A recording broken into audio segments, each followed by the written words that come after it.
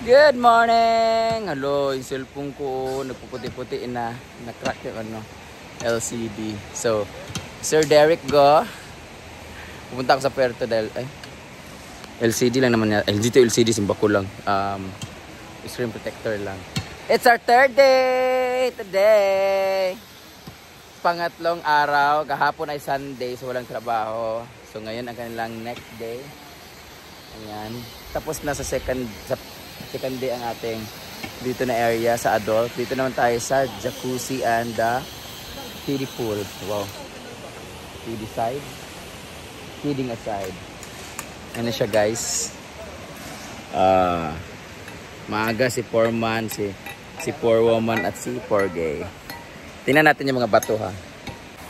Ayan yung mga bato na hinakot kahapon Sunday sa Pakyawan. Nagakot sila ng mga bato galing sa ilog para ilagay dyan, para i-reprop. At yung iba ay ilalagay dito sa pool area. Grabe yung mga bato na naanod oh. As in grabe. Sana wala nang baha masyado. Dito nila ilalagay yan. Tapos yung lupa na nandito ay tinakip doon sa floor sa function hall para mas malinis at malinaw. Patag na siya dito guys. Kulang na lang apak-apakan. Hindi ko alam matutuloy ba yung birthday sa 10 pero parang hindi na yata. Wala na sila nag-shot. Ito yung mga buhangin. Hi si Talicious. Tulala lagi ka. Iyap mo na siya. Iyap ka? Binibilang na yung buhangin. Guys, namulaklak na yung fire tree. Namulaklak na siya sa taas. Asa na yun? Yan yung mga kulay red. Ang dami niyan, di lang kita dito sa area na to. Here I am, now and forever. Ay, mga trabante ko pala ay naglilinis din. Doon sila nilingling, sila ni Kian. Gawalis din sila ng mga pinagtaniman kahapon.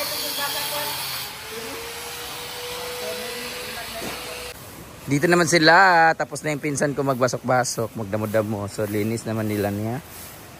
Ay, ang mga lamisa, Ling, ha? Ling, ang mga lamisa ba din? Ambot lang. Sa likod siguro, para malimpyo na. Ito ang aming basurahan. Ito yung mga tanim namin. Kulang pa ni, oh. Mga nakaw na mga snake plants.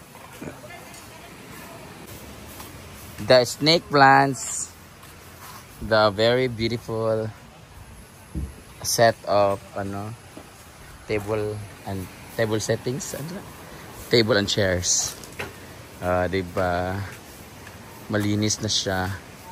May mga nag-overnight. Hi, madam. From Davao mo, diba? They're from Davao. Guwapa kayo. And from Davao. Asa na yung pintura na itom? Kaya pangit ito, wala pintura. Kita na mga pinagdaanan to ng tae. Morning!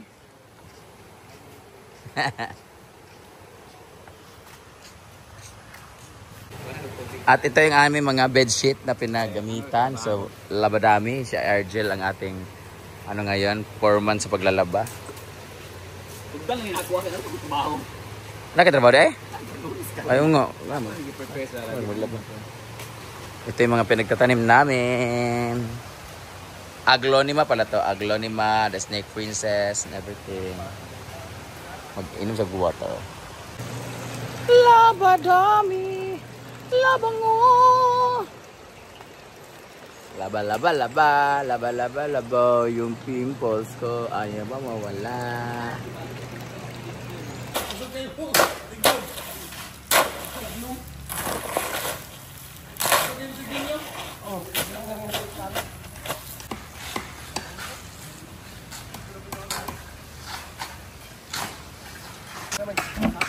May malaking bato na naman dito, banda.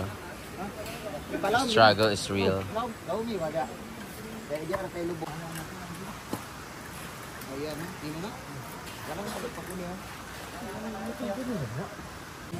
Ayan na.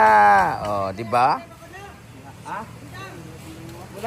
Sige mo pasan na tong pasanan ba niyo ni ko nga. Pili may gilid ra. O, di magian na siya.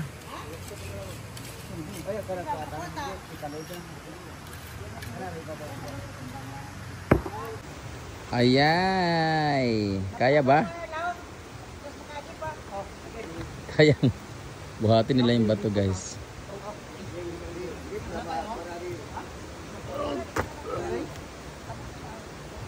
Ready, ready. 1, 2, ready. Nice.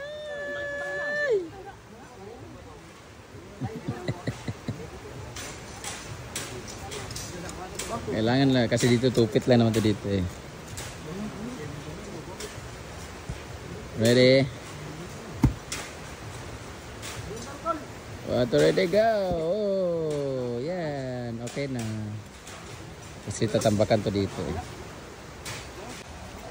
Ayan na, ayan na, ayan na. Ayan na! Ay! Kasha? Iba, ana da no, ana da yun. Hawanin dia. Ayan na po yung bato, nakuha na po siya. Ililibing na po siya ulit. Di ba na ba ako ang bato? Ingon lang kamutubo daw na. Okay na. So busy na si Kulitang sa pagpapadeliver. Salamat RLC sa pautang. Kaya kayod ako sa pagbablog dito para may pambayad ako sa pagsahod na ng vlog is hindi yung time na pagbayad ko ng mga in-order sa RLC Hardware sa may Aplaya, tapat ng Corales Crossing. Yan ang aking mga pinsan na nagtatrabaho. Ay! Ay! Isa-isa! Tanggalin na natin ng mga talbos tong ating mga bougainvillea dahil yung iba ay hindi na namumulaklak.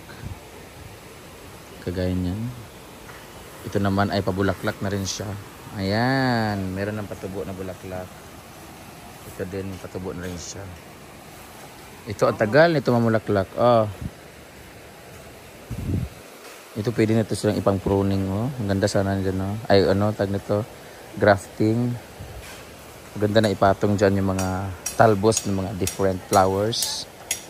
Ito ay wala din mga bulaklak. Ito ay kakabulaklak lang din. Ito pinagpuputol ko na, meron na siya mga bulaklak. Ito wala pa, siguro sa gamot ugat niya to.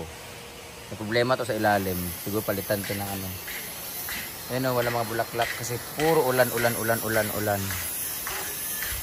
So baka naapektuhan siya. Ito pwede to pang grafting na kahoy. Putulan dito. Hey, what's in your head? Nalimutan ko kasi papalit na ako. Mabili sana ako pag umalis kayo. Ang ganda na sana ng ilog. Oh. Sana ganyan kalumana ang ilog. Ay malakas yung alon, ganun pero hindi binabaha ba? Ganun ano. Mas malagay-lagay ng mga cottages ito nga ba? Mas may cottages ito nga. Kaso binabaha kasi. Sayang. Ito naman yung ginagawa ko dito, pampalipas oras.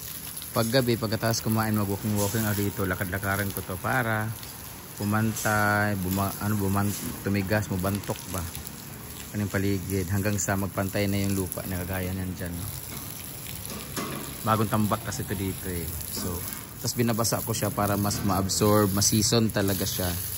Para pag magsemento na dito, ready na, pag may budget na. Matigas na siya, hindi na siya kailangan magdagdag pa ng bonggang-bongga. Konti na lang idadagdag para patigasin yung ating flooring. So ayan, tapos na ito lahat dito. Tapos ang tambakan lahat. Ano na lang, kailangan lang ma-season. Oh. So papagames ko ng mga bata dito, takbo-takbo.